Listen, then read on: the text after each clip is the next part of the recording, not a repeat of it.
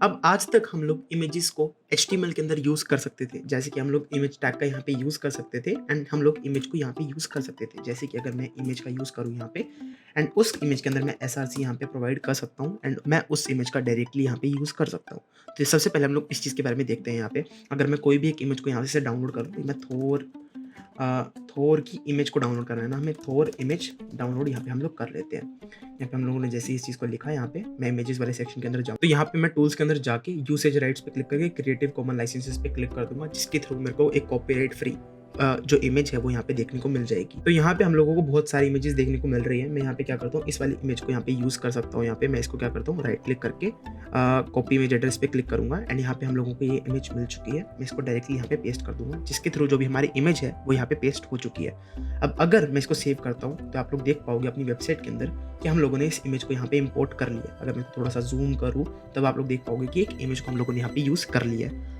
अब हम लोग चाहते हैं कि हम लोग CSS के थ्रू इमेजेस का यूज़ कर पाए। तो उस इमेज को यूज़ करने के लिए हम लोग क्या कर सकते हैं CSS के अंदर, उस चीज़ के अंदर हम लोग क्या करेंगे, CSS के अंदर जाएंगे। एक बैकग्राउंड इमेज नाम की प्रॉपर्टी होती है हमारे पास। तो अगर हम लोगों को CSS के अंदर बैकग्राउंड इमेजेस का यूज़ करना है तो हमारे पास बैकग्राउंड इमेज नाम की एक प्रॉपर्टी होती है। जैसे कि अगर मैं बैकग्राउंड इमेज का यहाँ पे यूज़ करूँ एंड यहाँ पे URL के अंदर मैं इस सेम URL को पेस्ट कर दूँ, अगर मैं इसका सेव करता हूँ तब आप लोग देखोगे कि हम लोगों ने CSS के थ्रू यहाँ पे एक बैकग्राउंड इमेज प्रोवाइड कर दी है इस वाले डिव को। अगर इस डिव की विड्थ और हाइट थोड़ी सी बड़ी होती तब हम लोग इस इमेज को शांति से देख पाते, बहुत अच्छे तरीके से देख पाते। लेकिन आप लोगों को यहाँ पे दिख रहा होगा कि थोड़ा थोड़ा सा यहाँ पे आप लोगों को इमेज देखने को मिल पा रही है। क्यों मिल पा रही है? क्योंकि हम लोगों ने बैकग्राउंड इमेज नाम की प्रॉपर्टी का यूज किया है, जिसके थ्रू हम लोग CSS के थ्रू ही इमेजेस को पास कर सकते हैं। हम लोगों को इमेज टैग का यूज करने की जरूरत नहीं है। यहाँ पे हम लोग डायरेक्टली एक डिव के पीछे एक बैकग्राउंड इमेज लगा सकते हैं। अगर मैं चाहता हूँ कि इस पूरे बॉडी के पीछे, जब भी हमारे पास एक बॉडी टैग है, अब आप लोगों को पता है कि बॉडी भी एक टैग है, तो इस बॉडी टैग के पीछे अगर मैं एक इमेज का यूज करना चाहता हूँ तो वो भी मैं कर सकता हूँ। अभी मैं क्या करता हूँ, इस वाली चीज को यहाँ से रिमूव कर देता हूँ क्योंकि ये URL बहुत ज्यादा भद्दा लग रहा है। यहाँ पे इसको थोड़ा सा ऊपर जाके इसको कट कर लेंगे हम।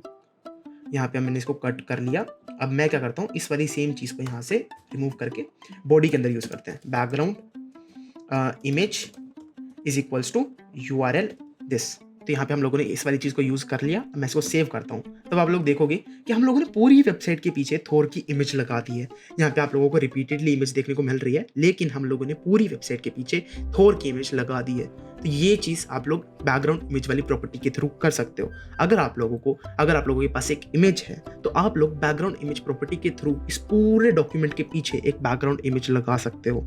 ये चीज़ आप लोग CSS के थ्रू पॉसिबल कर सकते हो। अब अगर मैं चाहूँ तो इस इमेज का जो भी विड्थ है, हाइट है, ये सारी चीज़ें बड़ी कर सकता हूँ, लेकिन मेरे को ये चीज़ ज़्यादा अच्छी इस वजह से लग रही है। तो अभी मैं क्या करता हूँ, इस जो बैकग्राउंड इमेज की जो भी प्रॉपर्टीज है उनके साथ खिलवाड़ करने की थोड़ी सी कोशिश करता हूँ। यहाँ पे मैं बैकग्राउंड इमेज का यहाँ पे यूज़ करूँगा।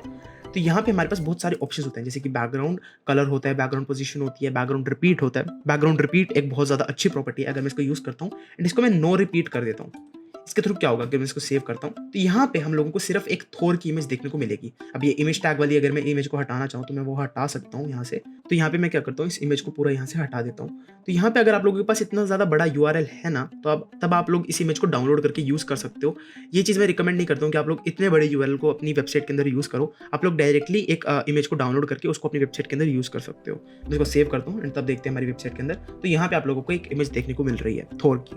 तो यहाँ पे हम लोग मल्टीपल ऐसी इमेजेस का यूज़ कर सकते हैं। हम लोग डिव टैग्स के पीछे एक बैकग्राउंड इमेज का यूज़ कर सकते हैं। जैसे कि अगर मैं चाहूँ कि इस टेक्स्ट के पीछे एक बैकग्राउंड इमेज मेरे को देखने को मिले, मैं नहीं चाहता कि यहाँ पे एक बैकग्राउंड जो भी हमारे पास कलर है वो यहाँ पे देखने को मिले, मैं चाहता हूँ कि यहाँ पे एक इमेज यहाँ पे देखने को मिले हमें यहाँ पे।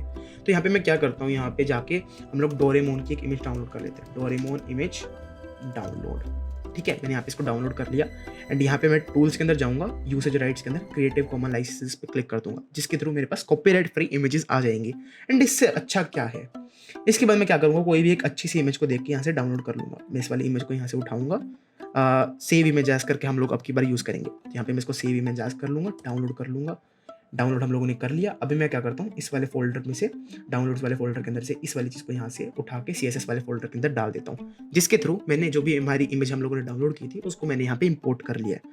अभी मैं क्या करता हूँ, इसको थोड़ा-सा रीनेम कर देते हैं हम लोग, ताकि हम लोगों को यूज़ करने में आसानी हो। मैं इसको image.jpeg नाम की एक इमेज का यूज़ करता हूँ यहाँ पे, एंड इसको मैं यहाँ से क्लोज़ कर देता हूँ। अभी अगर मेरे को इमेज को यहाँ पे यूज़ करना है, इसको हम लोगों को अगर p टैग के पीछे लगाना है, इस h1 टैग के पीछे सॉरी, अगर हम लोगों को इस इमेज को यहाँ पे लगाना है, तो मैं क्या करूँगा, इस h1 टैग को मैं एक बैकग्राउंड इमेज नाम की प्रॉपर्टी का यूज़ करूँगा। मैं बैकग्राउंड इमेज जैसे ही यहाँ पे डालूँगा, यहाँ पे URL आप लोगों को यूज़ करना पड़ेगा, एंड यहाँ पे आप लोगों ने जो भी इमेज को यहाँ पे डाउनलोड किया, उसका नाम आप लोग यहाँ पे डाल सकते हो। जैसे कि मैंने image.jpeg का यहाँ पे डाउनलोड किया है, एंड मैं इसको यहाँ पे यूज़ कर सकता हूँ। अगर मैं इसको सेव करूँ, तब आप लोग देखोगे कि इस वेबसाइट के अंदर आप लोगों को डोरेमोन की इमेज देखने को मिल रही है, जो कि आप लोगों के H1 के बैकग्राउंड में आ रही है। ये चीज़ क्यों हो पाई? क्योंकि हम लोगों ने इस बैकग्राउंड इमेज नाम की प्रॉपर्टी का यूज़ किया था।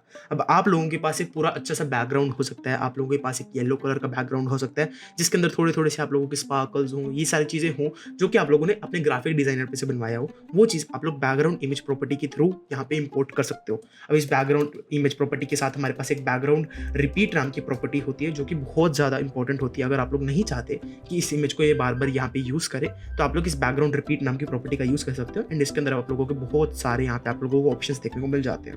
यहाँ पे मैं क्या करता हूँ, बैकग्राउंड रिपीट को नो रिपीट कर देता हूँ, एंड इसको सेव करते हैं। तो यहाँ पे आप लोगों को सिर्फ एक इमेज देखने को मिलेगी। अब ऐसे ही हमारे पास बैकग्राउंड की और भी ज़्यादा प्रॉपर्टीज होती हैं, जैसे कि बैकग्राउंड पोजीशन नाम की प्रॉपर्टी होती है। जैसे कि बैकग्राउंड पोजीशन, मैं इसको क्या कर सकता हूँ, मैं इसको टॉप राइट में सेट कर सकता हूँ, जिसके थ्रू जो भी मेरी इमेज है वो टॉप राइट में सेट हो जाएगी। अगर मैं इसको सेव करता हूँ, तो आप लोग देखोगे कि यहाँ पे ये वाली इमेज चली गई है। क्यों चली गई है? क्योंकि हम लोगों ने इसको टॉप राइट में सेट कर दिया।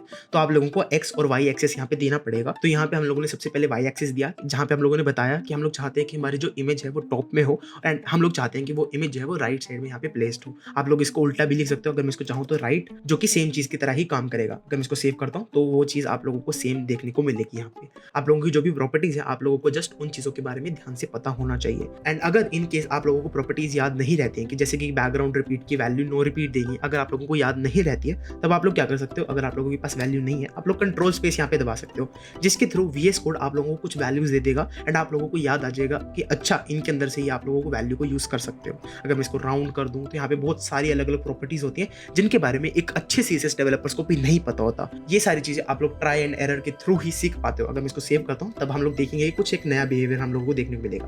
तो ये थोड़ी सी राउंडेड सी हम लोगों को इमेज देखने को मिल रही है। बैकग्राउंड रिपीट के अंदर इसने क्या किया, इसको एक लूप में लगा दिया यहाँ पे। तो ऐसे आप लोग बहुत सारी प्रॉपर्टीज को एक्सप्लोर कर सकते हो। ऐसे ही आप लोग यहाँ पे राउंड की जगह कुछ और यहाँ पे लगा के देख सकते हो। जैसे कि अगर मैं चाहूँ इस चीज़ को स्पेस की तरह करना, तो स्पेस में यहाँ पे प्रॉपर्टी डालूंगा। यहाँ पे आप लोग देखोगे कि अच्छा यहाँ पे बीच बीच में थोड़ा थोड़ा स्पेस यहाँ पे आप लोग को देखने को मिल रहा है। तो ये सारी चीज़ें आप लोग खुद एक्सप्लोर करके देख सकते हो।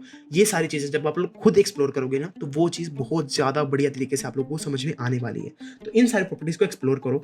बैकग्राउंड इमेज से रिलेटेड ये 3 प्रॉपर्टीज़ मेनली आप लोगों की यूज़ होती है वेबसाइट्स के अंदर। तो इन प्रॉपर्टीज़ के बारे में आप लोगों को पता होना चाहिए। खास करके बैकग्राउंड इमेज और बैकग्राउंड रिपीट बहुत ज़्यादा यूज़ किए जाते हैं। आप लोग इस बैकग्राउंड पोजीशन है, इसको आप लोग तो मार्जिन पैडिंग के थ्रू भी सॉर्ट आउट कर सकते हो। अब मार्जिन पैडिंग के बारे में हम लोग आगे आने वाले वीडियोस के अंदर बात करने ही वाले हैं। आप लोग तब तक इन सारी प्रॉपर्टीज़ के बारे में प्रैक्टिस कर सकते हो।